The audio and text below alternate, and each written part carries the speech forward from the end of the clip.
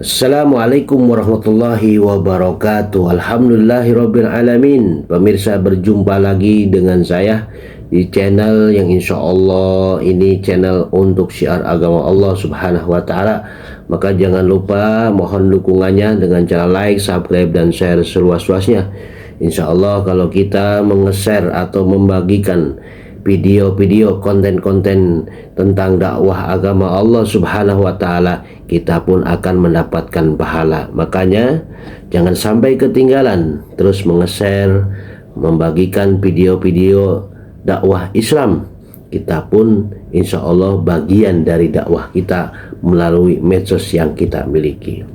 Mari kita dengarkan lagi kajian-kajian dari guru-guru kita, bil khusus Buya Ar-Razi Hasim, yang mana kajiannya insya Allah sangat bermanfaat, bekal dunia dan akhirat kita. Karena kita ini sebagai manusia butuh sekali dengan nasihat, karena iman kita naik turun. Oleh karena itu sering mendengar pengajian, insya Allah iman kita terjaga, terpelihara.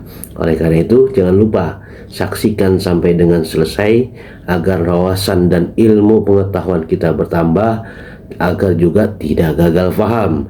Insya Allah marilah kita saksikan, insya Allah sangat bermanfaat.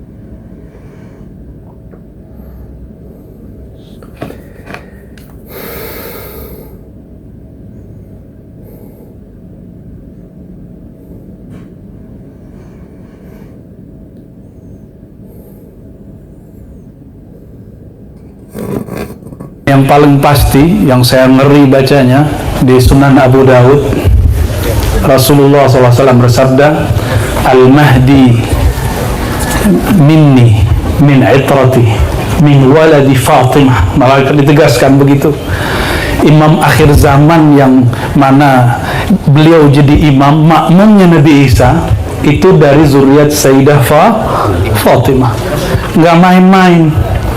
Oleh karena itu salah satu fitnatul ahlas yang disebut dalam riwayat Imam Abu Daud, Imam Ahmad, ya, fitnatul ahlas itu fitnatun tadum wala tanqati', fitnah yang gak berhenti-berhenti.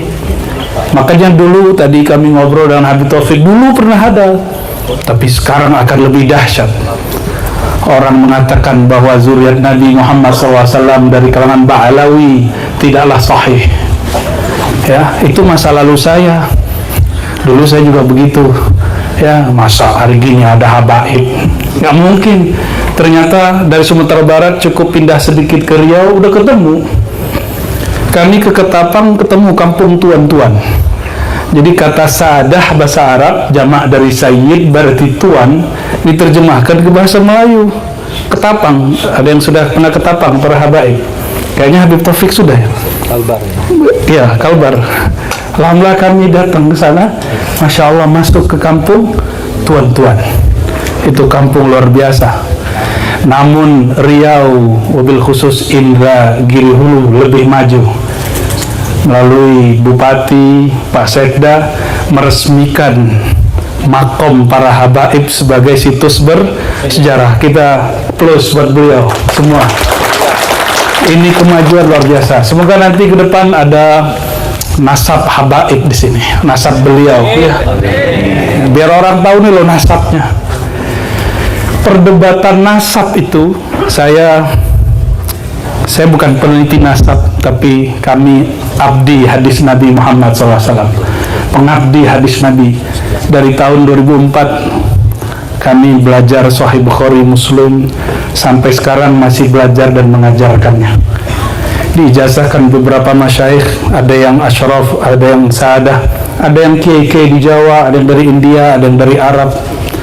Tapi wajah saya bukan Arab, saya ini Arab ma'lum, tolak hadis. Judul babnya Ma'rifatul Ansab, mengetahui nasab. Tapi itu bukan untuk nasab seperti ini. Namun ilmu ini pun bermanfaat, bisa dipraktekkan kepada mengetahui nasab para asyraf, para sadah. Ternyata perdebatannya hari ini di mana? Tadi yang ditawasulin oleh beliau Al-Habib Taufik, yang dibaca oleh zuriat beliau Al-Habib Ali, Ubaidullah bin Ahmad. Itu ya, benar nggak? Yang lagi rame di YouTube, benar ya? Abdullah atau tasghirnya, tasghir itu dikecilkan, biasanya itu tradisi para masyayikh, karena ulama wali-wali Allah tuh namanya banyak. Ini salah satu seni punya nama. Ada nama jasadnya Abdullah, tapi ketika dia mengenal Allah, dia menyebut dirinya Ubaidullah. Abdullah itulah Sayyidina Muhammad SAW. Ubaidullah aneh, dia bilang begitu. Sayyidina Ubaidullah bin Ahmad ini mulai dipertanyakan beliau ini ada atau tidak. Itu wajar. Jadi kalau ada yang kritik, jangan marah, habaib. Kan sekarang ada seorang kiai yang sangat alim di Banten, namanya siapa? Kiai Imat ya. Saya tidak mengingkari kealiman beliau. Sebagai sebuah penelitian, itu tantangan hebat bagi para habaib. Supaya apa? Mesti ada juga yang membahasnya tidak dengan emosi, tapi membahasnya karena dia membahas pakai buku, pakai tulisan, kita balas pakai tulisan. Dia buat ceramah, kita buat ceramah. Innamal mu'minuna ikhwah. Kan beliau katanya zuriat Syarif Hidayatullah juga. Kalau ya berarti jalur asyraf. Kalau benar, ya tinggal kuat-kuatan aja, pakai kekuatan ilmu. Meskipun itu menyakiti banyak zuriat Nabi dari kalangan Al-Ba'alawi. Dalam hal ini kami punya pandangan sendiri. Nah, beliau kan berargumentasi. Argumennya lumayan memukau. Tapi bagi saya, ya biasa aja. Kenapa? Apa kata beliau? Ubaidullah ini nama dia tidak muncul dalam kitab-kitab biografi di abad itu. Betul nggak? Ya wajar. Di zaman itu nggak ada Dukcapil, Pak Sekda. Pak Sekda namanya ada nggak di Dukcapil? Henry gitu. Banyak Pak namanya Henry. Henry apa Pak? Henry Zal. Itu banyak, ratusan namanya Henry Zal. Di zaman itu nggak ada namanya sistem online gitu, nggak ada. Kalau argumentasi teori yang dibangun, kalau nama orang ini tidak ditulis di masanya dalam kitab-kitab tarajum, tarajum itu biografi, kitab-kitab sejarah, terus dia tidak ada, begitu kira-kira yang saya simpulkan. Kalau salah mohon nanti diluruskan. Kalau itu alasannya, nama para sahabat Nabi pun tidak ditulis di masa hidup mereka. Kapan ditulisnya? Kapan ditulis?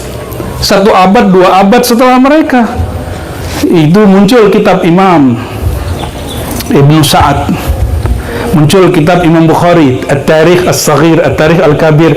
Itu 1 abad, 2 abad setelah sahabat Nabi SAW. Jadi kalau kita pakai teori itu, teori apa?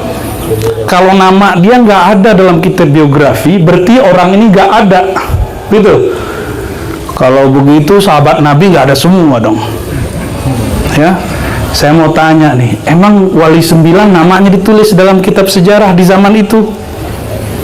Hatta risalah hari ini yang disebut risalah Wali 9, itu risalah yang ditulis muridnya atau murid dari muridnya atau pengikutnya, nggak ditulis di zamannya. Jarang, kecuali ada 1 manuskrip yang sampai sekarang nggak ada nama, anonim. Alhamdulillah kami 2009, 2010, 2011 ikut meneliti manuskrip Nusantara, mesti tulisan tangan. Itu kertasnya kalau diangkat jatuh, pecah. Dibimbing oleh Prof. Oman Fatur Rahman. Jadi kita mencari kemana-mana. Ya.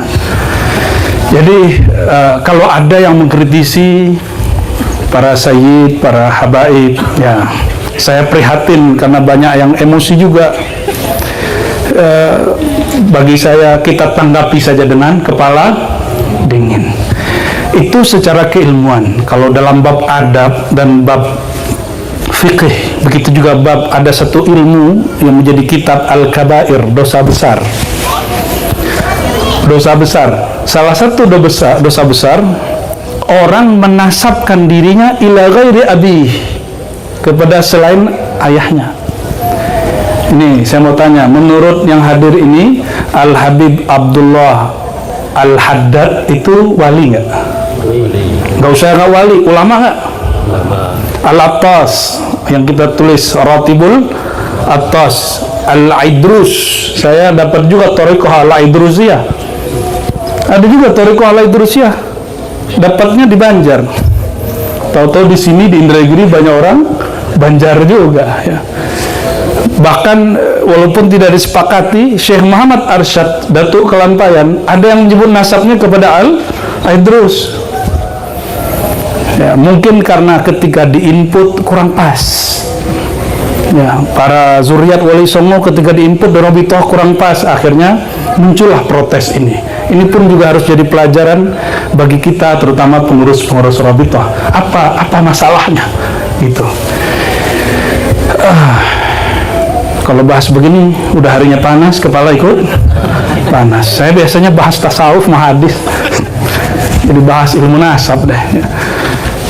Tapi seperti kami sampaikan, saya bicarakan dari sisi ilmu hadis. Ya.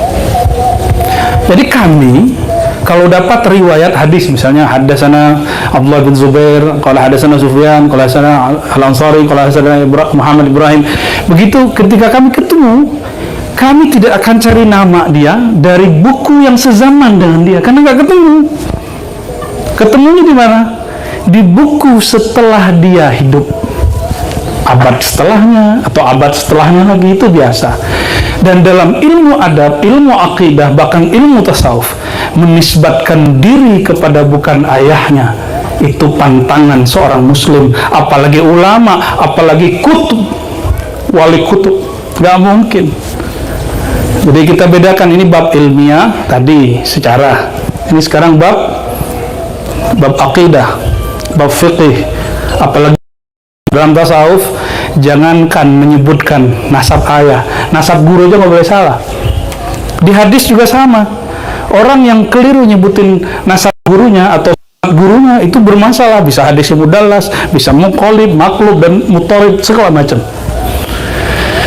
Oleh karena itu, saya yakin, hakul yakin, seperti Habib-Habib yang kita sebutkan tadi, pemilik ratib, penulis ratib, mereka mustahil menisbatkan dirinya, menasabkan sanad dan silsilah ayahnya bukan kepada selain ayahnya, itu mustahil. Itu secara adab, karena mereka orang yang atqan nas, akhfafun nas ya, akhshan nas, orang yang paling takut kepada Allah Subhanahu wa taala.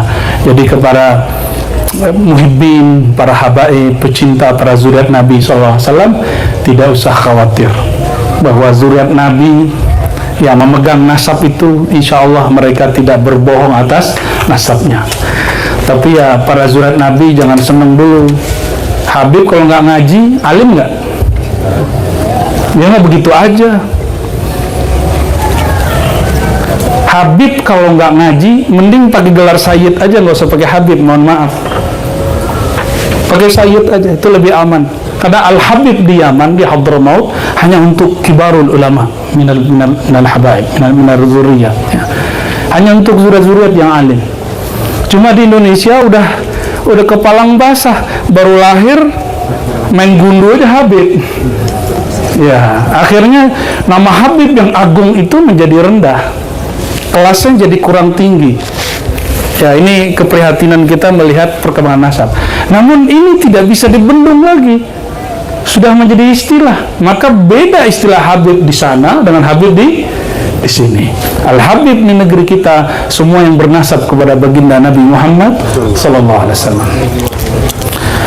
Dan yang terakhir, ini kajian hadis. Semoga nggak panjang ya. Ya, ini kajian hadisnya nih, tentang pentingnya mencintai zuriat Nabi Muhammad SAW. Dulu saya termasuk tidak percaya dengan zuriat Nabi, gitu Pak Sekda, nggak percaya. Ya. 2006 baru percaya. Jadi bahasa Arab saya yang ala kadar ini, tapi kata teman-teman sih lumayan fasih. Ya, walaupun hidung nggak semancung Habib Taufik, tapi lumayan lah. Ya. Hari-hari ngajar pakai bahasa Arab. Ini bahasa Arab saya berkat saya ngaji kepada zuriat Al-Hasani dan Husaini. Ada yang ajib, saya nggak tahu, semoga beliau masih hidup, Habib muda waktu itu. Tiba-tiba Habib Omar, tiba-tiba dia bilang, saya mau ngaji mustalah hadis sama kamu. Dia bilang, lah Habib, mana mungkin aneh ngajarin antum. Terus dia bilang, aneh mau ngaji. Akhirnya dia datanglah bolak-balik ke asrama pesantren. Dan tidak mau saya menjelaskan bil Indonesia dengan bahasa Indonesia, maunya pakai bahasa Arab.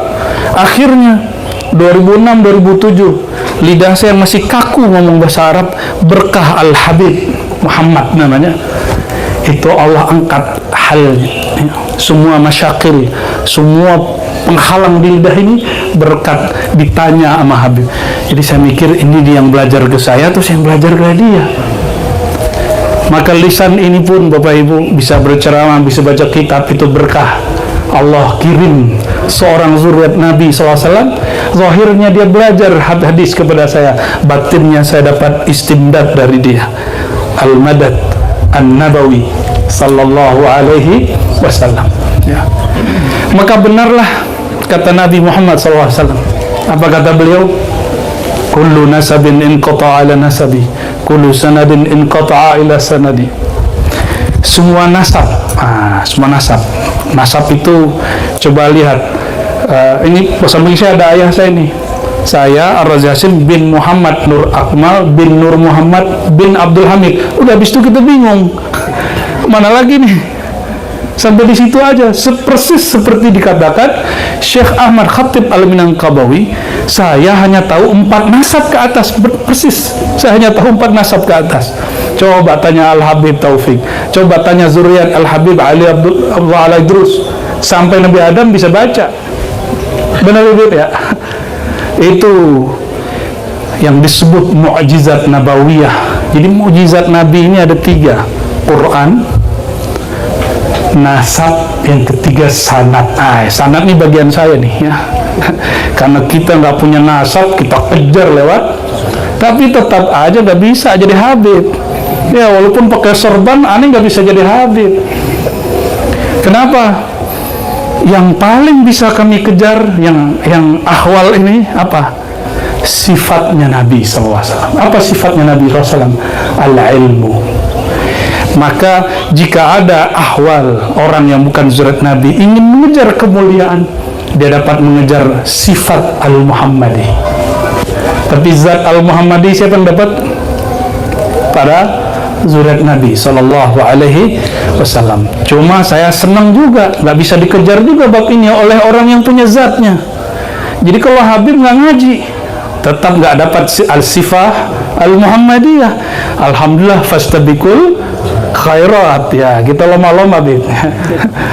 Ya, alhamdulillah kami beberapa tahun khatam Sahih Bukhari, Muslim, Abu Daud, Tirmizi, 6 kitab hadis, tambah kitab ini, kitab itu. Alhamdulillah, untuk ngejar biar nur kita nggak ketinggalan nama zuriat Nabi Muhammad Sallallahu Alaihi Wasallam. Bapak Ibu jangan mau ketinggalan, nggak bisa baca Sahih Bukhari, ya udah maulidan aja tiap minggu.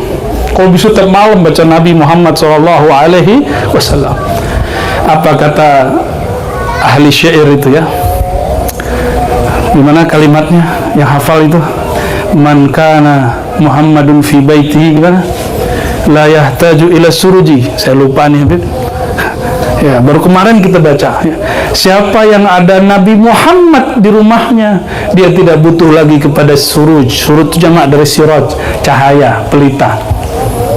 Ini keluar dari riwayat Sahih Bukhari dan Muslim bahwa Sayyidatuna Aisyah ini bukan zuriat Nabi, bukan ahlul bait, bukan dari Abdul Muttalib, bukan. Itu binti Abi Bakar. Jatuh jarum lagi mau jahit. Bayangin nih, istri Nabi masih mau jahit. Jatuh jarumnya malam hari. Cari, udah pakai lampu nggak dapat. Tahu-tahu Sayyiduna Nabi Nurul Wujud, Nurul Anwar, As-Siraj, Asy-Syams, Al-Badr, Sayyidina Muhammad SAW masuk. Apa kata Sayyidatuna Aisyah? Ketika kekasihku datang, wajahnya masuk ke dalam hujrahku, itu wajahnya lebih terang dari rembulan purnama. Akhirnya itu jarum, di mana jatuhnya langsung aku tahu. Langsung diambil oleh Sayyidatuna Aisyah. Inilah yang disebut dalam syair tadi. Orang yang jika ada Nabi Muhammad SAW dalam rumahnya tidak butuh lagi cahaya. Tapi dalam ilmu rohani, ilmu tasawuf, al-bait al-haqiqi ay sadruka, wa fi sadr fi bait wa huwa qalbuka. Di dalam diri kita ini ada rumah sebenarnya. Rumahnya bernama dada. Dada ini ada rumah lagi di dalamnya, kamar lagi di dalamnya bernama qalbu. Maka berkalamlah ulama-ulama aulia Allah, qalbul mu'min baitullah. Qalbunya orang beriman baitnya Allah. Kenapa dia jadi baitullah? Karena Allah memandang ke dalamnya. Innallaha yanzuru ila qulubikum. Kapan Allah memandang ke dalam kalbumu? Jika di dalamnya ada nur Sayyidina Muhammad sallallahu alaihi wasallam. Maka Allah tidak akan lihat kalbu kita semua kecuali dalamnya ada nur cinta kepada beliau dan cinta kepada Nabi Muhammad SAW. Kalau tidak cinta kepada zuriat Nabi Muhammad dan pewaris ilmu Nabi Muhammad sallallahu alaihi wasallam. Kalau pewaris nasab, habaib, pewaris ilmu, ulama. Itu yang disebut di hadis, semua sanad ilmu terputus kecuali sanadku. Oleh karenanya kami waktu kecil berthariqah Naqsyabandiyah. Thariqah kami bernasab, bersambung, bersanad kepada Sayyidina Ja'far Shadiq. Sayyidina Ja'far itu anak siapa? Ja'far bin Muhammad Al-Baqir bin Ali Zainal Abidin bin Husain bin Ali.